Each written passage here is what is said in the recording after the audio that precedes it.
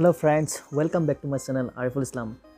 আজি আমি জানিম যে Ruchi Gold FPO বিষয়ে। আমি IPO বিষয়ে জানো। IPO তো হল ইনিশিয়াল পাবলিক অফারিং। তো FPO তো কি হয়? তো FPO তো হৈছে ফলো অন পাবলিক অফারিং।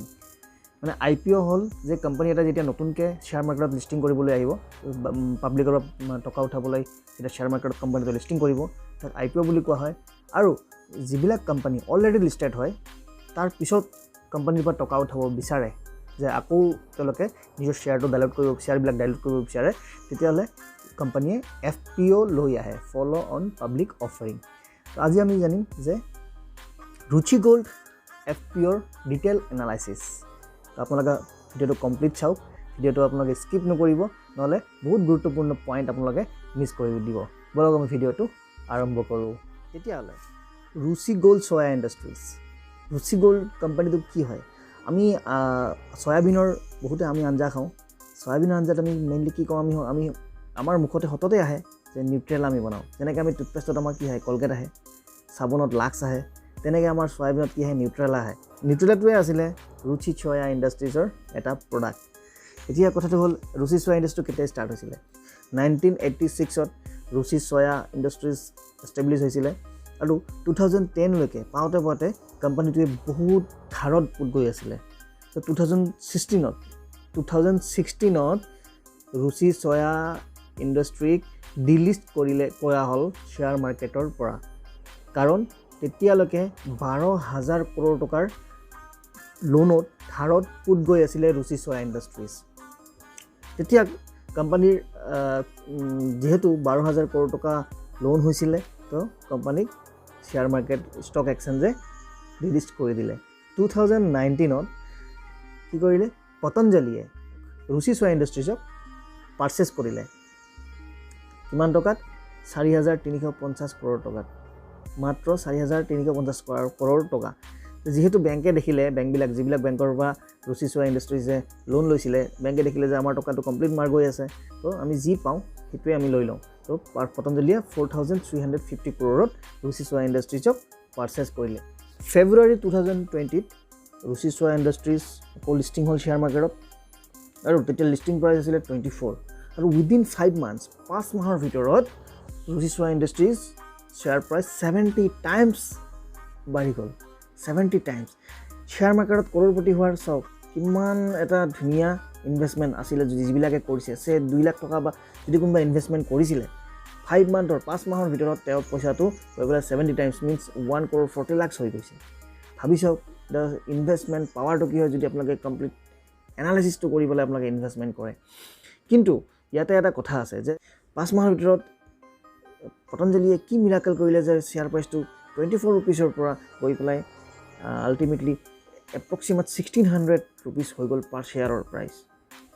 ঠিক, কাৰণ ইয়াতে পতঞ্জলীয়ে কি কৰিলে, 99% শ্বেয়াৰ ষ্টেক নিজৰ হাতত ৰাখিছিলে, প্ৰমোটাৰ হোল্ডিং যিটো কোৱা হয়, আৰু 1% শ্বেয়াৰহে তেওঁলোকে ডাইলুট কৰিছিলে। তো 1% শ্বেয়াৰ যিহেতু ডাইলুট কৰা হ'ল, তো মাৰ্কেটত শ্বেয়াৰৰ সংখ্যাটো কম থাকিলে, শ্বেয়াৰ সংখ্যাটো কম থকাৰ কাৰণে ডিমাণ্ডটো বেছি হ'ল। যিহেতু শ্বেয়াৰ মাৰ্কেট ডিমাণ্ড আৰু ছাপ্লাইৰ ওপৰত কাম কৰে, আমি সকলোৱে জানো। তো শ্বেয়াৰ মাৰ্কেটত যেতিয়া নাম্বাৰছ অফ শ্বেয়াৰ কম থাকিলে ডিমাণ্ডটো বেছি হ'ল, শ্বেয়াৰ প্ৰাইচটো হাই হ'ল।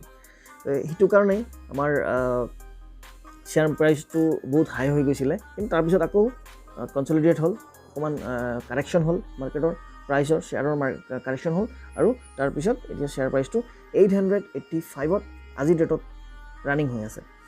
তো কথাটো হ'ল যে এতিয়া FPO লৈ পেলাই পতঞ্জলী আহিছে, কিমান টকা কালেকশ্যন কৰিব। তো এইটো FPOৰ চাইজটো হ'ল এপ্ৰক্সিমেট 4,300 কৰোৰ, মানে 4,300 কৰোৰ তেওঁলোকে পতঞ্জলীয়ে মাৰ্কেটৰ পৰা উঠাব এতিয়া। তো মাৰ্কেটৰ পৰা যিহেতু 4,300 উঠাব, তেওঁলোকে কিমান পাৰ্চেণ্ট ডাইলুশ্যন কৰিব তেওঁলোকৰ শ্বেয়াৰ? 20%। তাৰপিছতো এতিয়াও পতঞ্জলীৰ হাতত 80% ষ্টেক থাকি যাব। অলমষ্ট 80%, 79 point something হয়, অলমষ্ট 80% শ্বেয়াৰ পতঞ্জলীৰ হাতত থাকি যাব। অনলি 20%হে বা 20 to 21%হে শ্বেয়াৰ এতিয়া মাৰ্কেটত তেওঁলোকে ডাইলুট কৰিব।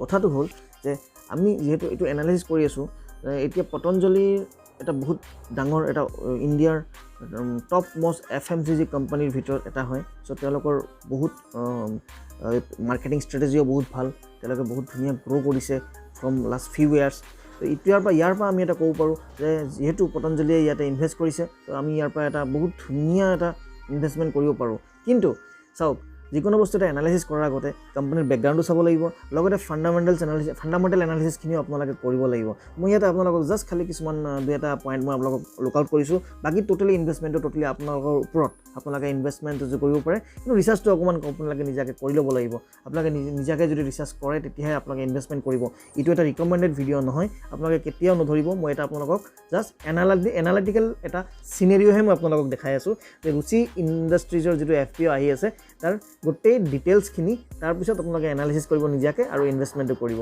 আপোনালোকে যেতিয়াই ফাণ্ডামেণ্টেল এনালাইচিছ আপোনালোকে কৰিব যাব তেতিয়াহ'লে এটা ধুনীয়া এপ্লিকেশ্যন আছে যাক কোৱা হয় টিকাৰ টেপ আপোনালোকে প্লে ষ্ট'ৰত গৈ পেলাই ডাউনলোড কৰি ল'ব টিকাৰ টেপ তাত আপোনালোকে প্ৰত্যেকটো কোম্পানীৰ BSE হওক NSE হওক প্ৰত্যেক NSE লিষ্টিং হওক কোম্পানীবিলাকেই হওক সকলো কোম্পানীত আপোনালোকে ডিটেইলছখিনি গম পাব ফাণ্ডামেণ্টেল এনালাইচিছখিনি আপোনালোকে ধুনীয়াকৈ এনালাইচিছ কৰিব পাৰিব আপোনালোকে এপ্লিকেশ্যনটো ডাউনলোড কৰি ল'ব তাৰ পৰা আপোনালোকে চাব যে চাৰ্জ অপশ্যনত ক্লিক কৰাৰ পিছত যেতিয়া ৰুচি ইণ্ডাষ্ট্ৰিজ আপোনালোকে ক্লিক কৰিব তাত আপোনালোকে ডিটেইলছখিনি দেখা পাব যে ইণ্ট্ৰিনচিক ভেলু কোম্পানীটোৰ ইণ্ট্ৰিনচিক ভেলুটো বহুত হাই হৈ আছে মিনছ যিটো শ্বেয়াৰ প্ৰাইচ বৰ্তমান আছে তাতকৈ ইণ্ট্ৰিনচিক ভেলুটো বহুত হাই টিকাৰ টেপে ৰিকমেণ্ড কৰিছে যে this is not the perfect time to purchase as the intrinsic value is higher than the current share price তেনেকৈ কোম্পানীৰ আপোনালোকে যদি বেলেঞ্চ শ্বীটটো চেক কৰে তাত দেখা পাব যে কোম্পানীৰ যিবিলাক লায়াবিলিটিজ আছে কোম্পানীৰ লায়াবিলিটিজটো মোৰ দেন 4,400 crore কিন্তু কোম্পানীৰ এছেট কিমান আছে কোম্পানীৰ এছেটটো যদি আপোনালোকে চায় তো 4,100 crore মান আপোনালোকে কোম্পানীৰ এছেটটো পাব তো কোম্পানীৰ যিহেতু যে লায়াবিলিটিজ বেছি এছেটতকৈ আপোনালোকে কোম্পানীটো যদি কালি ডুবিও যায় তেতিয়া সেই পাৰ্টিকুলাৰ কোম্পানীটোক যদি বিক্ৰীও কৰা হয় তেতিয়াহ'লে লায়াবিলিটিখিনি ফুলফিল কৰিব নোৱাৰিব তো এইবিলাক কিছুমান ফাণ্ডামেণ্টেল এনালাইচিছ হয় তো ইয়াৰ ওপৰত বেছ কৰি পেলাই আপোনালোকে আপোনালোকৰ ইনভেষ্টমেণ্টটো কৰিব ইয়াতে কিছুমান বেছিক ডাটা মই আপোনালোকক কওঁ কোম্পানীৰ FPOটো থাকিব 24 মাৰ্চৰ পৰা 28 মাৰ্চলৈকে তাতে আপোনালোকে বিডিং কৰিব পাৰিব যিটো কোৱা হয় বিডিং ডেট কোম্পানী যিটো শ্বেয়াৰ প্ৰাইচটো আছে ৰেঞ্জটো হ'ল 615 to 650 তো মই আপোনালোকক কওঁ যদি আপোনালোকে এই পাৰ্টিকুলাৰ কোম্পানীটো FPOত এপ্লাই কৰে তেতিয়াহ'লে আপোনালোকে যিটো কৈছোঁ নহয় কাট অফ প্ৰাইচ 650হে আপোনালোকে এপ্লাই কৰিব শ্বেয়াৰ লট চাইজ 21 শ্বেয়াৰ্ছৰ লট হয় আপোনালোকে যদি কাট অফ প্ৰাইচত এপ্লাই কৰে আৰু সদায় কাট অফ প্ৰাইচতে এপ্লাই কৰিব যদি আপোনালোকে ল'ব বিচাৰিছে তেতিয়াহ'লে টোটেল ভেলুটো হৈ যাব 13,650 rupees IPOৰ এলটমেণ্ট ডেট 31st মাৰ্চ আৰু যিবিলাকে এলটমেণ্ট নাপালে তেওঁলোকৰ ক্ৰেডিট মানে ৰিফাণ্ডটো ষ্টাৰ্ট হৈ যাব ৰিফাণ্ড প্ৰচেছটো ষ্টাৰ্ট হৈ যাব 4th of April 2022 যিবিলাকে এলটমেণ্ট পাইছে তেওঁলোকৰ ডিমেট একাউণ্টত শ্ব' কৰিব 5th of April 2022 আৰু এই FPOটো শ্বেয়াৰ মাৰ্কেটত লিষ্টিং হ'ব 6th of April 2022 তো এইখিনি এটা বেছিক চিনেৰিঅ'